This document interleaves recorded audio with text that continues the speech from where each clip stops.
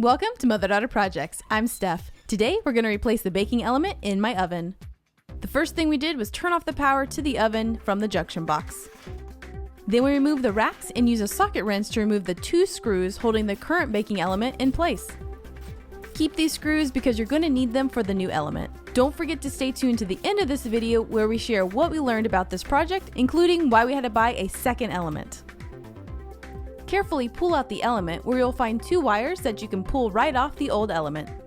This oven is about 16 years old and we could not find any information about replacement parts, so we looked on Amazon and searched for GE baking elements and looked for one that was similar to what we already had. We'll give you some tips at the end about what to look for when buying a replacement element. Here's the new element and I'm just pushing the wires into place. And now I'm using the old screws to secure the new element. Now turn the power back on and test it. Success! The previous element would not heat at all, even though the oven would still turn on. What we learned! So you may be wondering, Steph, you probably need a new oven. It looks pretty old. Well, it's probably at least 16 years old. And when I moved in 7 years ago to my house, it was old then. It was old then, and we went looking for a new oven. But what we found out is I have a drop-in oven, and apparently those are really hard to replace, and you usually have to do some work to the countertops, and it's just not an easy. It's a whole thing. It's a whole thing. So we've done our best to keep it up and running, and that's why we're so happy that it was about a $20 part to just replace this, and it's still working fine. Also, the burners on this work perfect, so there's really not a huge reason to need a new oven, and why there's every reason to try to replace the parts that we can. First thing we did when we decided to replace this part was look for a model number on this oven, and there was nothing obvious. You opened the door, there was nothing obvious, but a while back Steph realized that she could open the top of this, and lo and behold, there's a sticker with all the information we needed. Plus there was some paperwork in there that came in handy for another thing that we learned. We actually bought 2 baking elements. The very first one I bought, it had the same shape, so I thought, okay, this is gonna work. But when I removed the old element, you can see here that the new element actually had these little 2 connectors that were a little bit shorter than the connectors I had, and they were bent a little bit.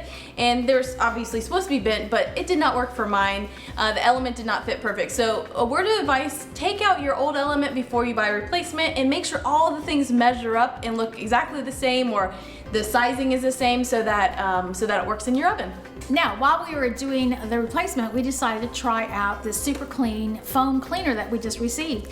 And we used it on the oven door to see if it would work. And lo and behold, it absolutely did that. We sprayed it on. It's nice because it doesn't run. Sprayed it on, let it sit for 10 minutes, and you could literally see the dirt coming up off of that door. And we used a little bit of scrubbing, used paper towels to wipe it off, and a little bit of water and cleaned it.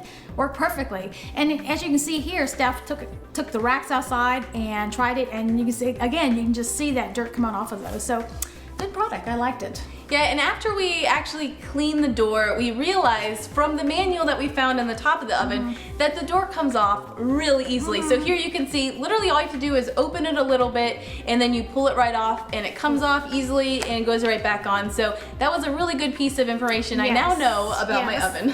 I was the one that actually noticed that this oven seemed to be not cooking quite as fast. We were actually trying to cook some bacon, which should take about 15 to 20 minutes. Well, after 15 to 20 minutes, there was no bacon. There was no bacon. It was not ready. And if we'd had an oven thermometer, which you can buy easily online, they're very inexpensive, we could have seen that even though it was set at like 400, it was only heating to 200, and we could have replaced it long before it actually failed.